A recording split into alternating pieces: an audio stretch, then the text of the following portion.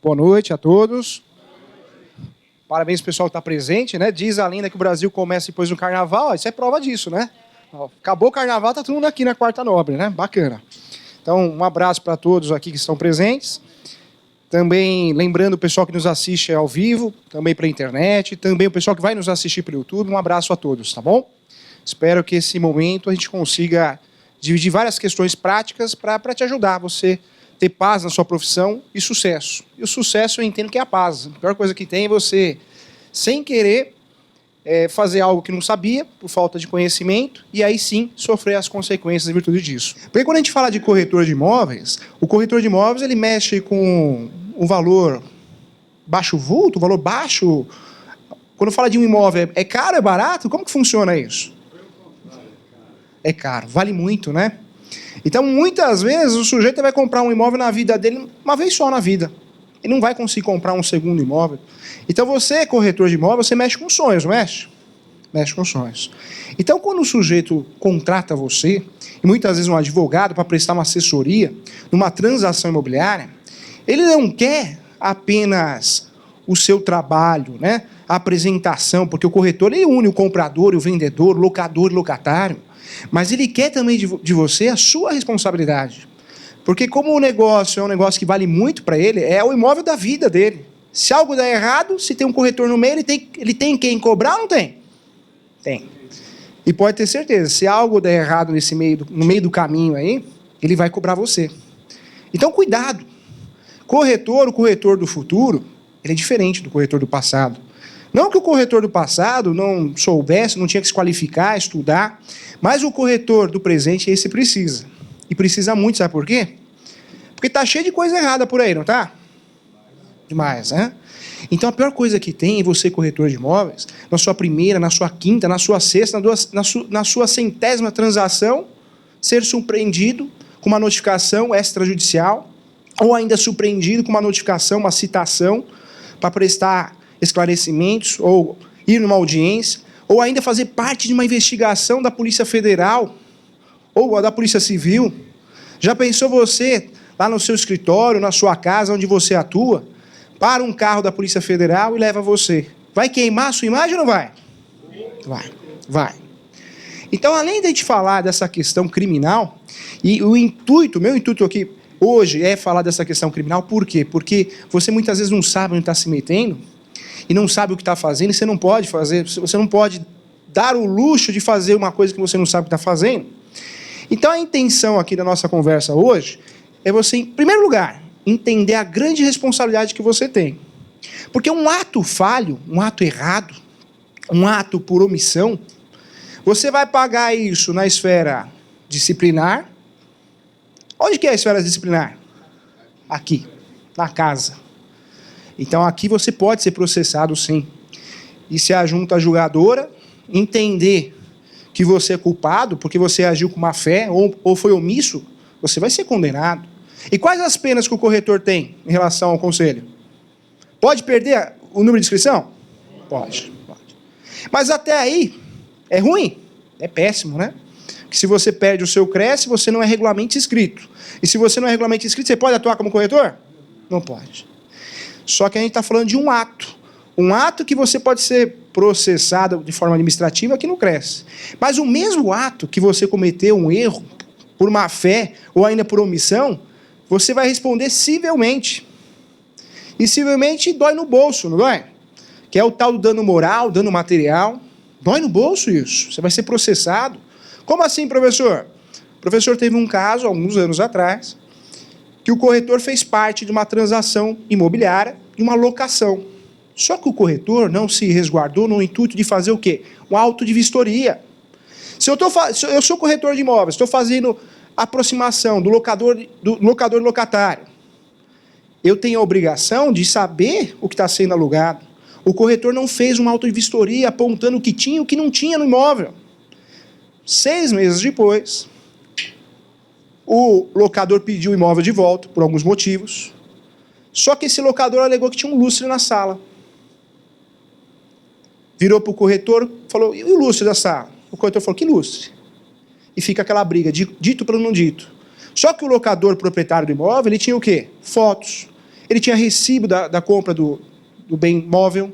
E o corretor tinha prova? E o corretor respondeu de que forma? Solidariamente com o locatário. O inquilino teve que pagar o lustre? Teve, mas o corretor teve que pagar metade. Foi assim que a justiça condenou, solidariamente, porque o corretor assinou o contrato de locação, tinha o papel timbrado da imobiliária do corretor. Então, cuidado, hein? O mesmo ato você pode pagar em termos disciplinar, o mesmo ato você pode pagar civilmente, que é indenização, danos morais, danos materiais. Nesse caso prático aí, a indenização foi de 15 mil reais. O corretor ganhou o primeiro aluguel, não ficou com a administração, ele teve que arcar 3 vezes mais o valor, mesmo sendo condenado solidariamente a metade. Então, quando a gente fala de responsabilidade, a primeira é disciplinar, junto ao CRES. Segunda responsabilidade, aí vem a cível. E a cível dói no bolso. Mas pior que doer no bolso é doer aonde? Na imagem, né? Porque a criminal já pensou uma polícia federal parando na sua porta, ou se não, polícia civil, levando você muitas vezes algemado, não conhece os seus direitos. Então você tem que se proteger. Professor, como que eu vou me proteger em relação à transação imobiliária? Vamos falar de uma forma prática aqui. Corretor e advogado que trabalha nas transações imobiliárias tem que praticar os atos iniciais. Ah, professor, não sei o que é. Você tem que saber. Dá para adivinhar, esse imóvel é enrolado, esse imóvel não é? Dá? Pelo faro? Não dá. Como que eu conheço um imóvel? A única forma que tem de conhecer esse imóvel? Registro de imóveis.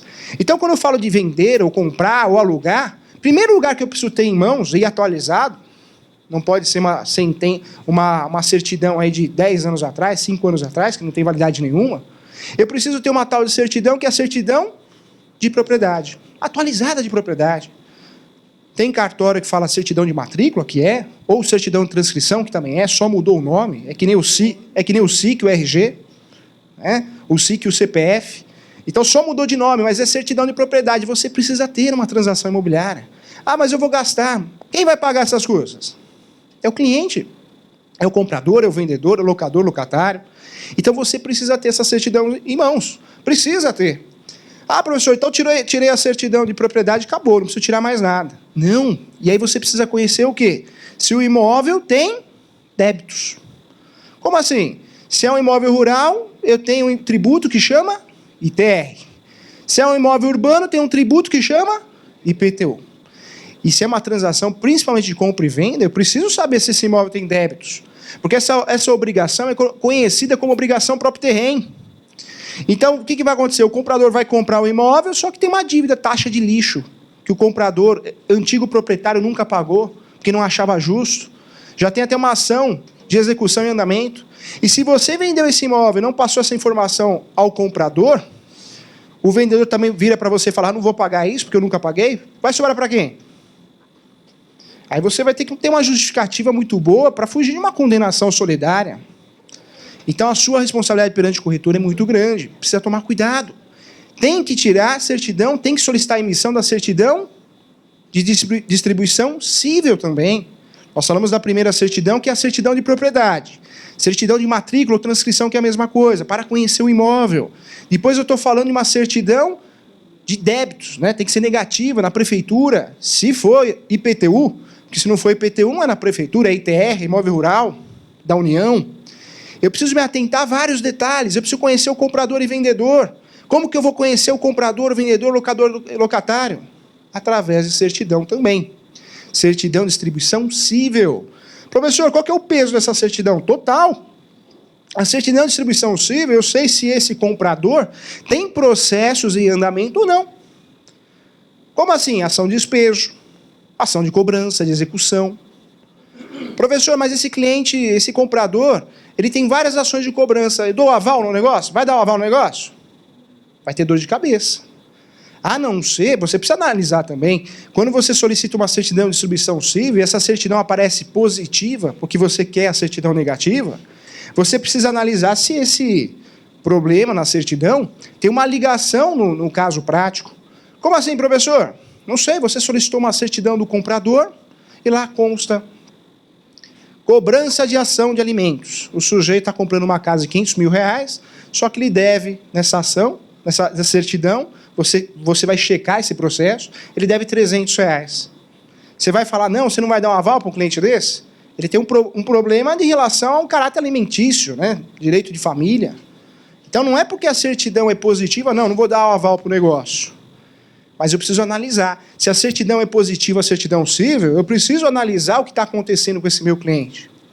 Grandes bancos, né? A gente está falando dos maiores bancos do país,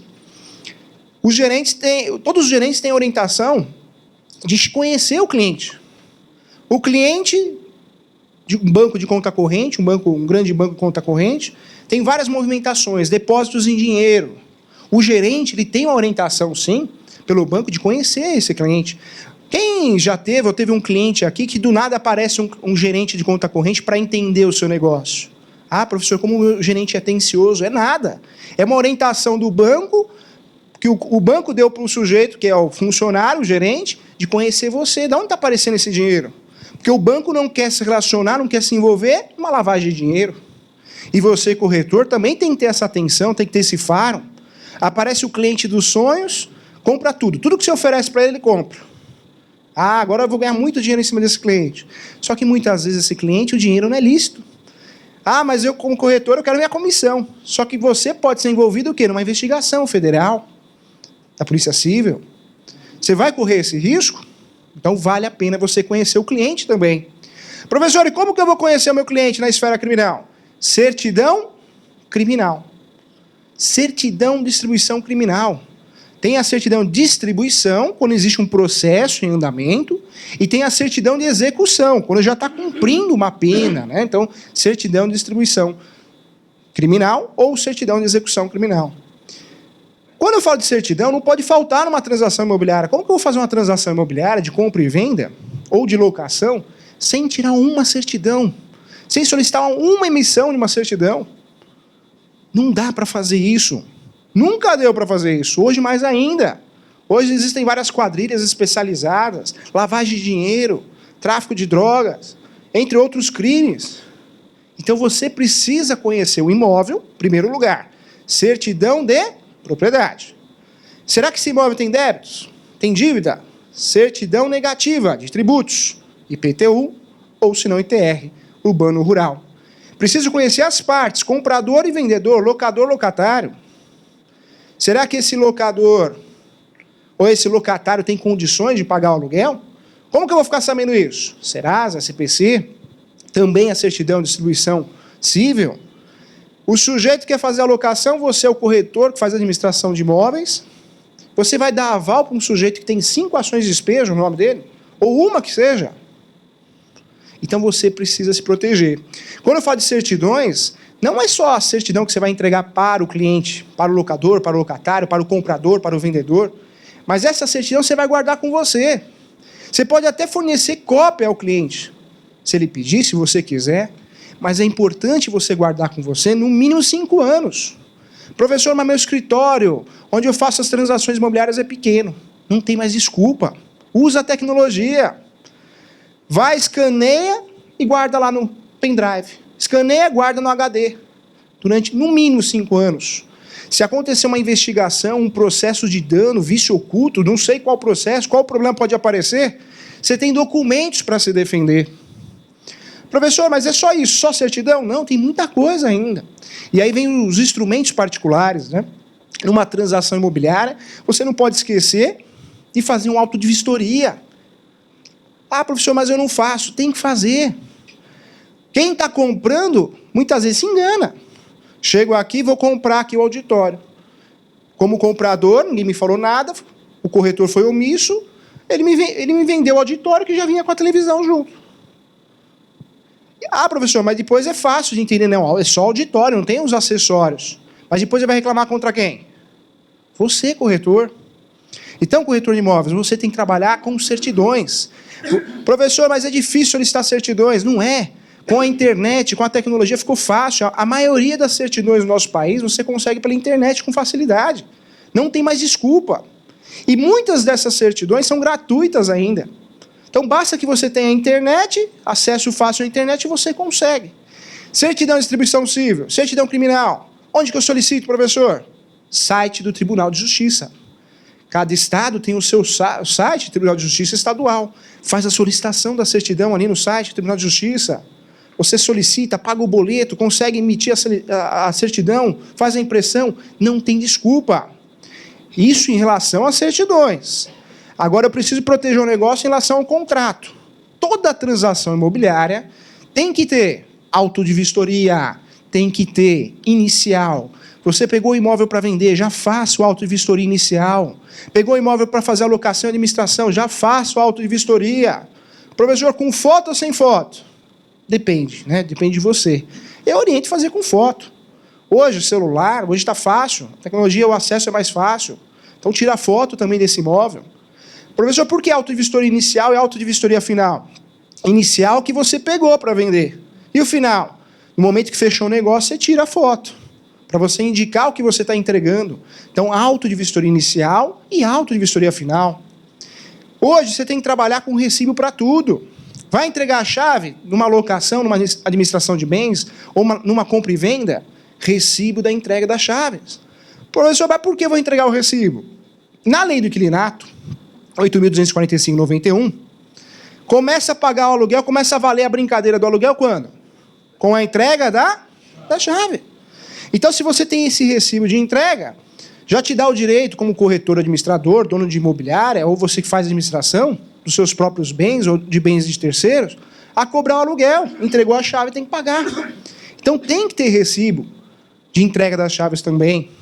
Quando eu falo de uma transação de compra e venda, não pode faltar, colegas, não pode faltar a proposta e o aceite. Está fazendo uma transação, no meio da transação, professor, quem faz a proposta? O vendedor. Quem assina o comprador a proposta? O aceite, quem faz o aceite? O vendedor. Isso é grampeia. Ah, professor, posso fazer isso por e-mail? Pode também. A jurisprudência entende que sim, você pode usar e-mail. Tudo é base de prova hoje em dia. Hoje em dia, muita gente entra com ação trabalhista e fala assim, estou com depressão, eu trabalhava naquela empresa e estou com depressão. Só que aí vai o advogado lá no Facebook, antigo Orkut, acha fotos da pessoa na praia, tomando sol, né, e junta no processo. Então, tudo é base de prova, Facebook, WhatsApp, conversa pelo WhatsApp, está gravada a conversa, e-mail. Então, você tem que se proteger. Não é só a certidão, mas são os instrumentos também. Sem falar nos contratos, né? A gente fala dos contratos de gaveta. Professor, qual que é a diferença do contrato público e do contrato particular? Instrumento público é aquele que é feito pelo tabelião. O tabelião que faz escritura pública. E o corretor precisa saber disso. Porque a gente vê reclamações muitas vezes. Um cliente reclamou há umas 2 semanas atrás, falou que o corretor contratou o corretor, e o corretor, vamos marcar na frente do cartório para fazer uma escritura pública. Só que o corretor marcou em frente do cartório de imóveis. E cartório de imóveis faz escritura pública? Não faz escritura pública. Cartório de imóveis faz o quê? Registro. Ele registra, ele faz a averbação na matrícula, na transcrição. Quem faz escritura pública, quem que é? Notas, tabelião. E o cliente, você acha que ele não percebe? Pô, o corretor parecia ser um corretor entendido do assunto de transações imobiliárias, pediu para marcar com ele aqui em frente ao cartório de imóveis, entramos no cartório, não é aqui, é o tabelião de notas que você tem que fazer escritura pública. Fica chato ou não fica? Fica chato. E fica chato, sabe por quê? Porque mudou, a sociedade mudou. Hoje, todo mundo tem acesso fácil ao YouTube, tem acesso fácil ao Google. Então, quando o cliente procura você, muitas vezes ele quer a sua responsabilidade, a sua assinatura, mas muitas vezes ele está mais preparado que você, se você não tomar cuidado. Porque ele já digitou na internet, ele sabe como funciona uma transação imobiliária, que tem a proposta, que tem o aceite, que tem recibo para entrega das chaves, que tem a certidão que deve ser tirada. Então você não pode cometer esses erros.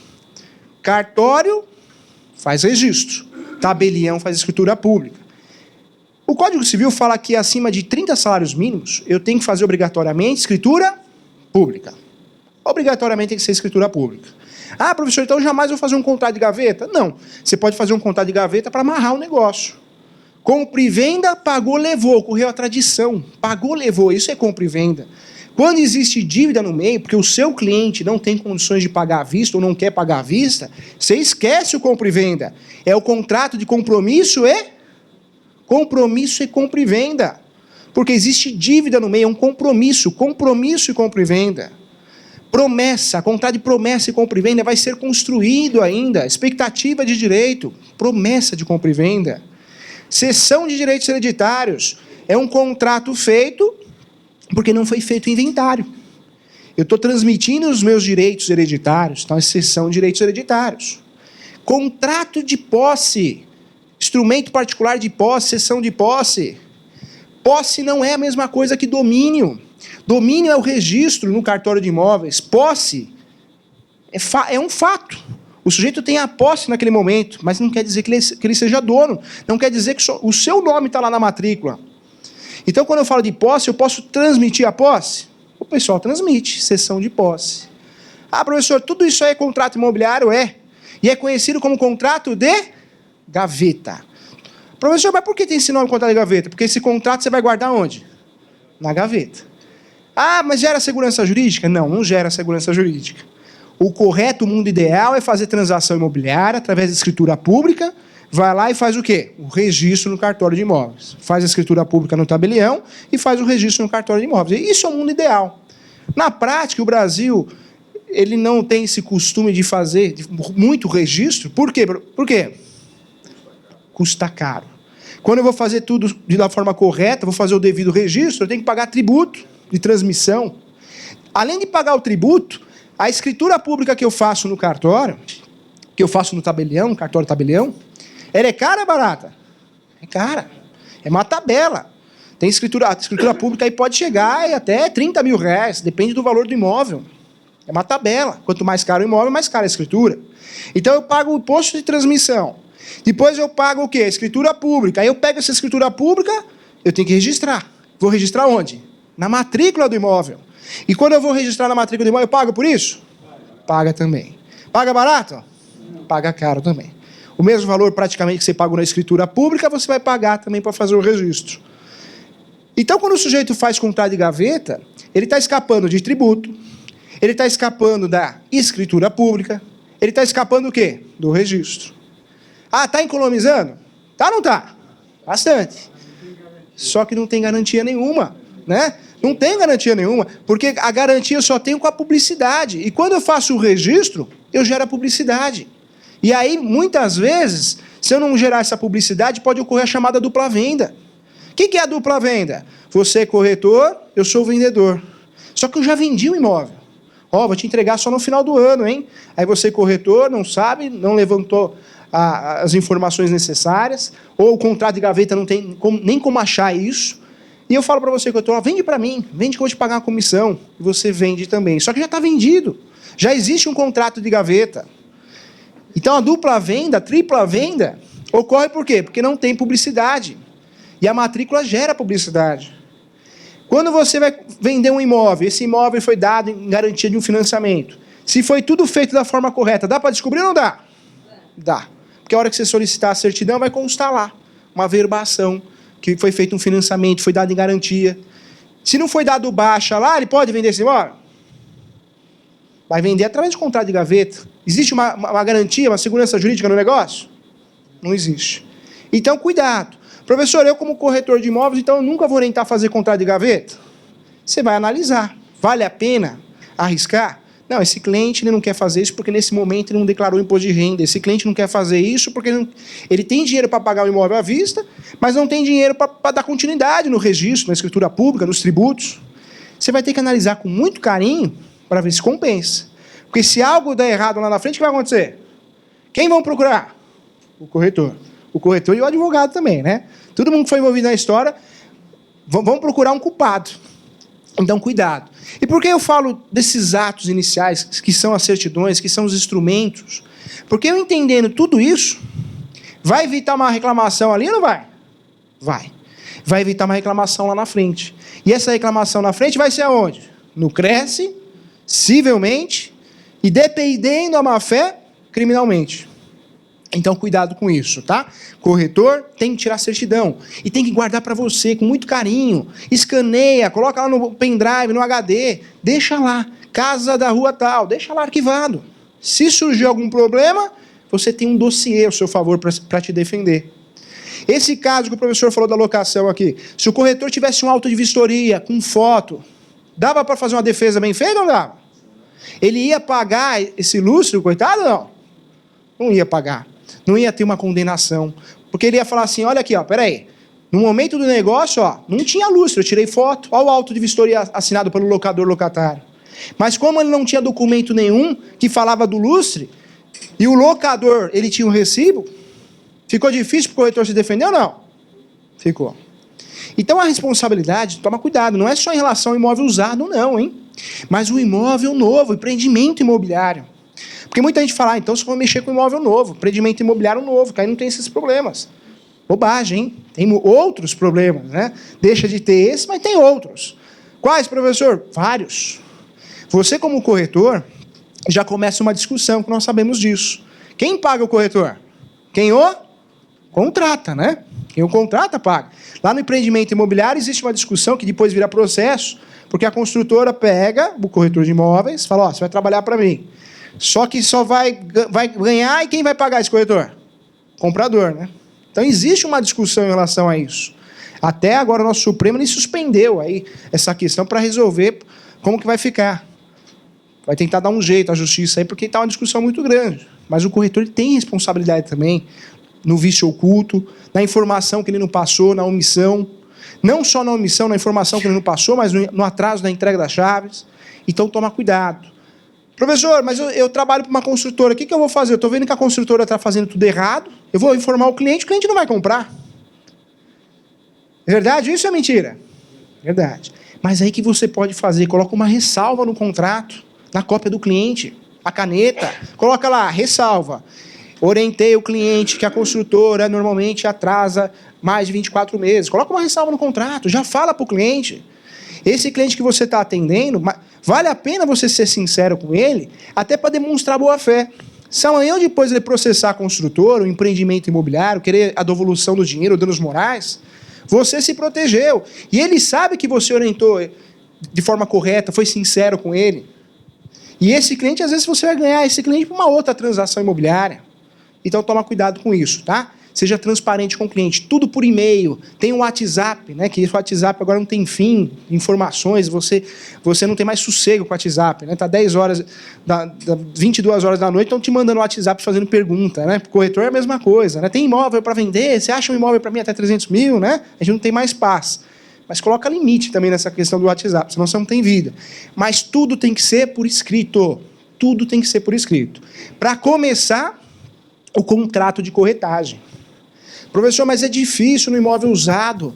Você fala para o cliente, olha, você tem que assinar um contrato de corretagem, ele fica enrolando e não assina. Eu sei disso, nós sabemos disso. Mas tem que forçar. E olha uma forma boa de você forçar. Pega o e-mail do cliente e manda por e-mail. Joga lá no corpo do e-mail, contrato de corretagem. Se ele responder esse e-mail, pronto, ele deu aceite. Ele concordou com os termos. Professor, mas qual que é a importância de eu ter um contrato assinado do meu cliente, contrato de corretagem? A importância é tão grande que se esse cliente te dá o chapéu, você tem o quê? Provas para receber os seus honorários. E cliente dá chapéu em corretor ou não dá? Demais, né? Demais. Dá em corretor, dá em advogado, tá difícil, né? O brasileiro, infelizmente, tem muita gente aí que gosta de levar vantagem, né? Na hora de exigir, ele é bom, né? Do corretor, né? Do advogado, na hora de pagar, não quer pagar. Então, se proteja. Professor, mas eu mandei o e-mail, o sujeito não respondeu. Eu imprimi e falei para ele, assina aqui, ó, vou vender sua casa, mas eu quero que você assine o contrato de corretagem. Ele não quer assinar. E aí você precisa tomar um certo cuidado. Porque se ele não quer assinar, e um contrato que você vai entregar uma via para ele, é sinal que ele está com boa fé com você? Está com má fé. Ele não quer pagar a sua comissão. Ou pior, olha, você vendeu para mim, eu te agradeço, tá? Só que nós combinamos 8% de comissão, eu acho muito, eu vou te dar R$1.000, tá bom? Porque na primeira que você ofereceu, você vendeu. E cadê o seu contrato para provar, não é verdade? Acontece ou não acontece isso? Então o cliente tem que respeitar você. O cliente tem que te respeitar e começa te respeitando no começo. Se você obrigar ele a assinar, olha, tem um cliente para comprar o seu imóvel, vou mostrar para ele, se ele gostar ele vai ficar. Só que eu só trabalho com contrato assinado. Contrato de corretagem. Ah, mas eu não quero assinar. Eu não assino nada. Tá bom, então não vou te mostrar. Ah, professor, mas eu vou perder comissão. Você vai perder pelo menos você não vai criar expectativa e não vai receber. Se o sujeito não quer assinar uma folha, porque esse contrato de corretagem cai entre nós. Não precisa ser aquele contrato de corretagem com 10 folhas para assustar o cliente. Basta que esse contrato seja bem feito com uma folha só, uma lauda só. Coloca lá o percentual de comissão, a validade desse contrato, 90 dias, 6 meses, não sei. Então, esse contrato de corretagem você tem que fazer.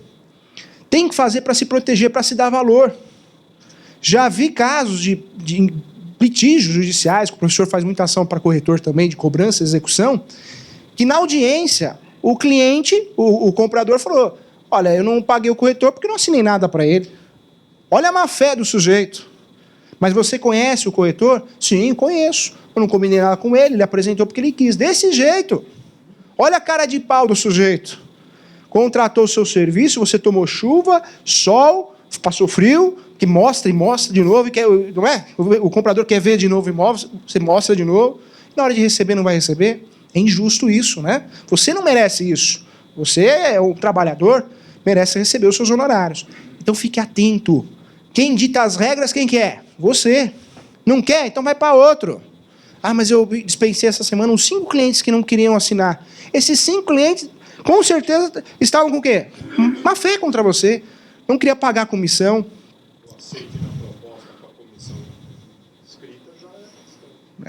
Fique atento, hein? Ah, professor, mas aí eu consigo outros meios para provar, né? O aceite, a proposta.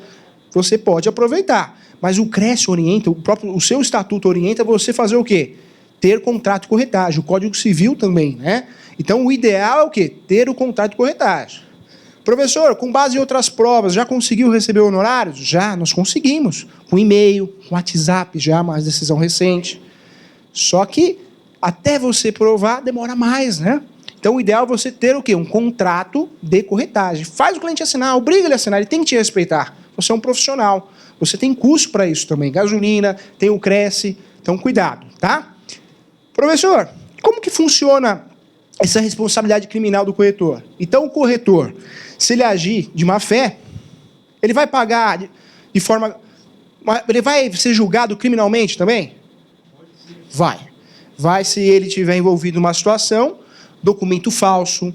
E aí fica a dica, não tem que juntar documento falso, assinatura. Fiz uma defesa para um corretor há alguns anos atrás, que o corretor, o que ele fez?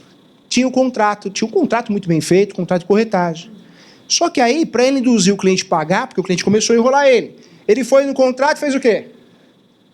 Falsificou a assinatura do cliente. Deu um jeito? Não deu um jeito. Primeira coisa que o cliente fez, não, essa assinatura não é minha. E isso é crime ou não é crime? É crime. Você falsificou a assinatura do sujeito. Ah, professor, mas é só um auto de vistoria, eu fiz um vistinho, o que tem? Não tem que fazer vistinho em lugar nenhum. Então não caia nessa tentação de fazer um vistinho no contrato de honorários porque não foi assinado, ou senão no auto de vistoria. Isso é crime.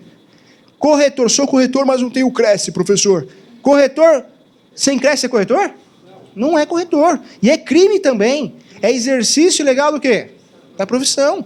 Então você, que eu tenho certeza que tem um amigo que fala, não, vou tirar o Cresce, não, bobagem isso aí. Eu vendo mais que você. Não tem gente que fala assim? Fala para ele, ó, você está cometendo um crime, hein? A hora que te pegarem num plantão de vendas, né? A hora que o seu nome for parar na justiça, é crime. Você, corretor, você pode até se envolver num processo judicial, você vai se defender, falar, não fui culpado. Eu tirei as certidões, se ele virou um mal pagador depois de 6 meses, 1 ano, não tenho culpa. E você vai ser absolvido, vai ser improcedente essa reclamação. Corretor que vende muito, uma hora ou outra vai ter uma reclamação, um processo, faz parte da vida. É que nem o sujeito que dirige todo dia nessas grandes metrópoles, uma hora ou outra vai ter multa de trânsito. Então não se assuste com isso. Mas o importante é você ter um dossiê para se proteger. Agora, esse sujeito que não tem o Cresce, o nome dele é envolvido no processo judicial. O que vai acontecer? É crime. O próprio juiz vai falar assim, peraí, você é corretor, mas não tem Cresce? Cadê seu Cresce? Ah, não tenho. Vou oficiar a delegacia, então. Oficiar vai ser aberto um inquérito contra você. Você não tem Cresce, é exercício legal da profissão. Então toma cuidado com isso, hein? Avise o colega que não tem Cresce, tem que ter o Cresce, tem que ser inscrito no Cresce, porque senão ele vai pagar por isso, tá? Fique atento em relação a isso. Professor, e como que funciona o nosso sistema, né? Nosso sistema. Para quem precisar, tá, o e-mail está aqui, ó. Está aparecendo para você. Alguma dúvida que você tiver, pode anotar, envia para mim, tá? Tem um e-mail que é julio.professor.direito, prof.juliocesar.com. Vou repetir o e-mail, tá? Tem que ter alguns cartões também. Tem, tá? Boa. E tem o site também, quem quiser tem alguns modelos, você pode utilizar, fica à vontade também, tudo à sua disposição, tá? Então, www.prof.juliocesar.com www.prof.juliocesar.com. Então, esse e-mail, você pode mandar suas perguntas, se você tiver dúvidas, e o site tem alguns modelos, tá? Está tendo uma reforma nesse site, mas tem vários modelos à sua disposição, devidamente aprovado aí, tá bom? Está à sua disposição. Tem o WhatsApp do escritório também, e também tem o telefone do escritório para quem precisar, estou à disposição. Tá? Vou voltar aqui, ó. Pode anotar, pode anotar. Isso, agora ficou fácil, dá para tirar foto, né? Tecnologia, rapidinho, né? Verdade. Né? Vamos abrir para perguntas já, tá? Só para finalizar, e como, professor, e como que funciona esse sistema penal, né, brasileiro? Como que funciona? Então nós temos aí, na verdade, a justiça especializada, que é a justiça criminal. Temos a justiça especializada civil, cada esfera é uma esfera. Então você, pelo mesmo ato, você pode responder em várias esferas diferentes, tá bom? Então, eu agradeço a todos.